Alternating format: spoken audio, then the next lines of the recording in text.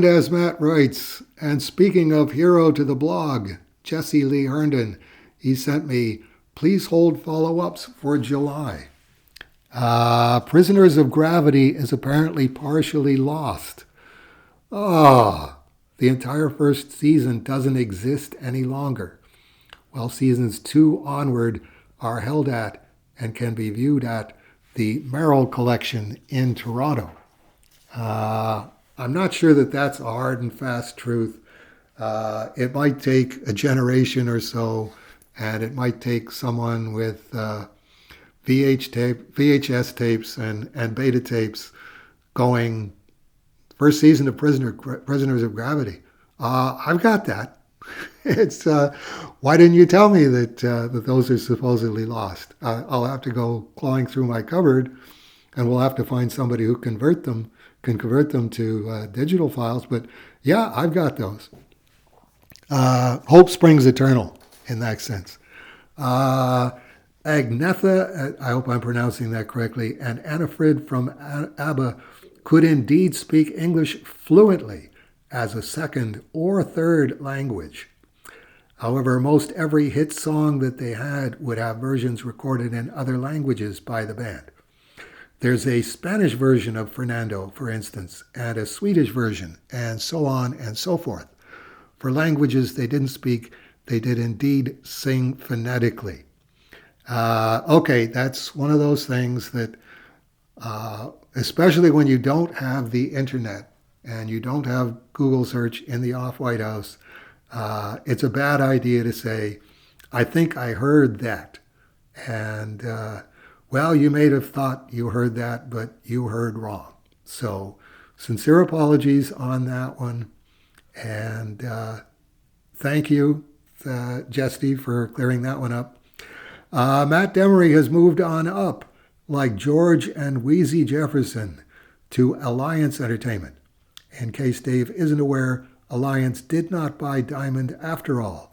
Universal Distribution and Ad Populum are the new owners of Diamond.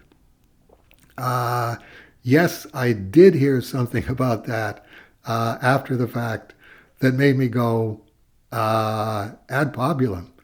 Who the hell is Ad Populum? They were bought by Alliance Games, weren't they?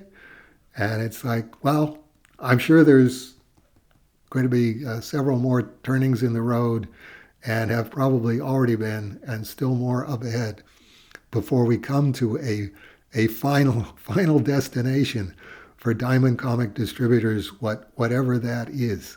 I'm just glad that I didn't get in on the whole mainstream bookstore racket. I'm going to call it a racket, particularly considering how it ended up.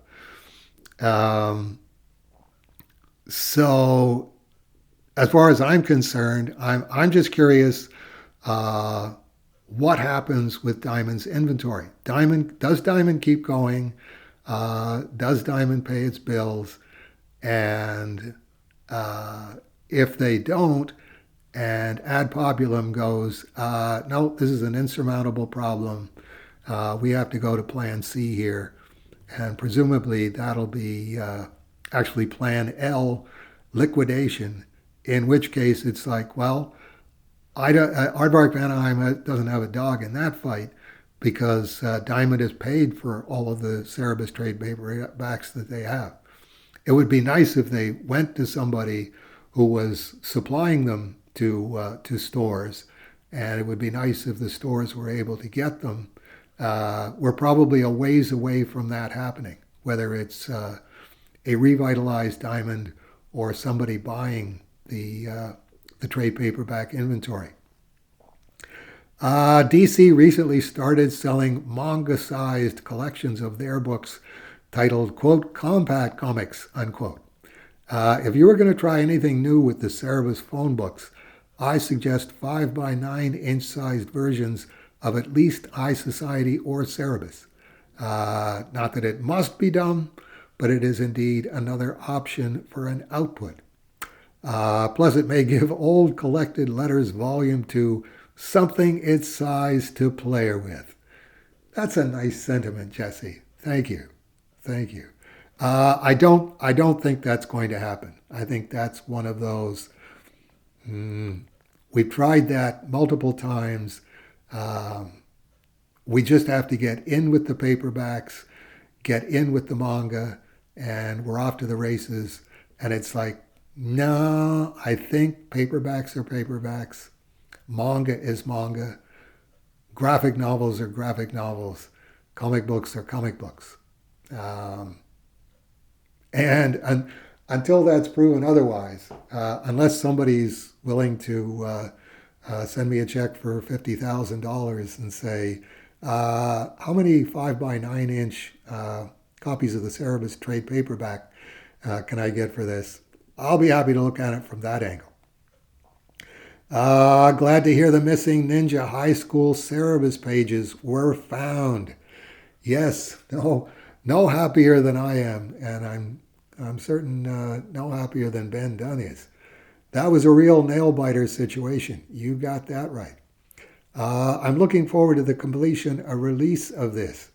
Red Sonja has a, and in parentheses, another movie coming out next month. So the reappearance of Red Sophia will follow on the likely distant heels of that. Yeah, pretty distant, I would think. Um, Now that I'm actually, I think, on page 34, I think page 34 is done. I don't think I'll be adding pages in there. I now have been looking at what would a first issue look like. It looks like it might be a 16 pager. That takes us through part one and part two, which is Tomb Raider, Red Sophia, and Cerebus from Cerebus number one.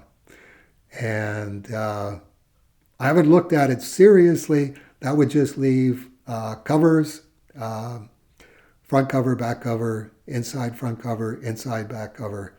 And that probably wouldn't take any time at all.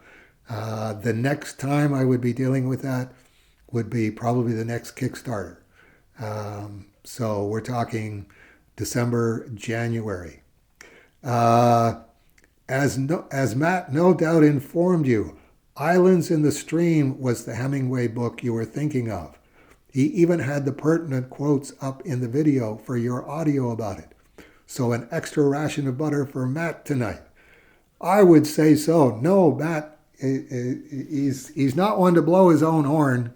And if you did that, if you found the passages from Hemingway that I was thinking about, I don't know how you did that. Like Google search Coetzee. So I'm going to leave space here for if you can let us all know, how did you find those passages in Islands in the Stream? If we're talking about the same passages, and if we're not, maybe you can explain that.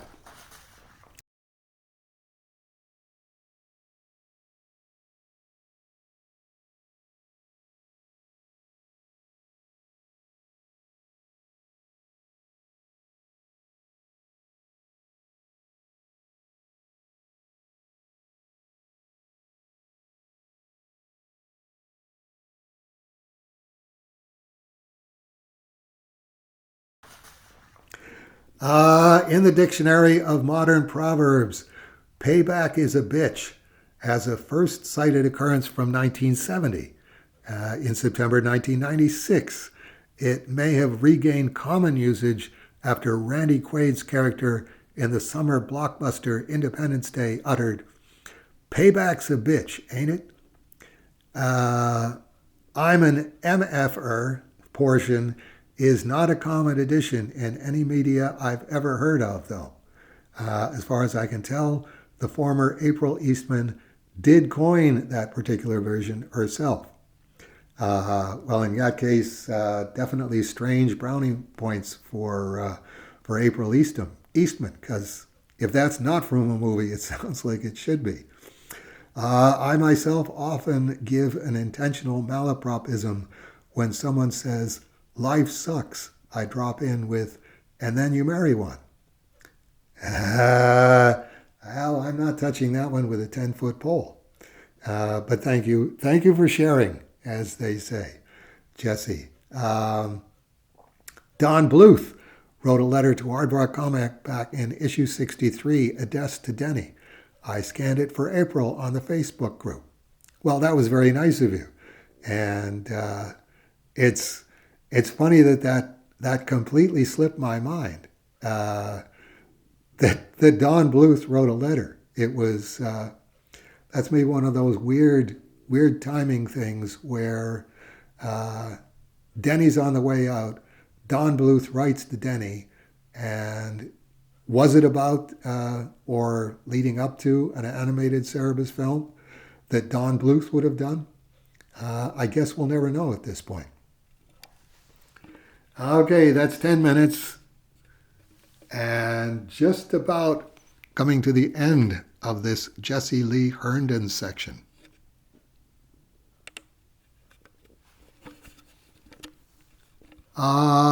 Concerning Mike Bannon, it appears I'm not the only person wondering where he ended up.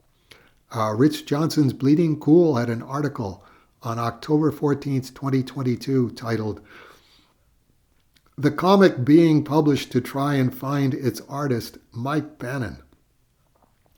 It appears Nat Gertler was republishing To Be Announced by Derek McCulloch and Mike Bannon in an effort to find Mike, to no public avail of which I can find record. Well, it's an interesting ongoing story in that case, because I don't think we've heard from Derek and Rob McCulloch for a long time. Derek did a single page for Cerebus Biweekly years and years and years ago. That was when he met Denny's niece Sierra in the Northwest, who was also living in the Northwest, where she said, "You might know my uncle," and it's like, Dave Sim is your uncle? Well, temporarily, yes, but I don't think that would come up at the top of any Lou Bear family conversation. Remember when Dave Sim was Sierra's uncle? So yeah, to no public avail of which I can find a record, which just seems to illustrate, if you gayfiate, the science fiction term, getting away from it all, gayfiate from Cerebus fandom, you don't have to go too far, and you just disappear. And unless you go looking for other Cerebus fans, and what's the odds of that? I don't think it's going to happen. But stranger things have happened. If Mike Bannon is out there, you never know. We could all hear from him again, and Rob and Derek.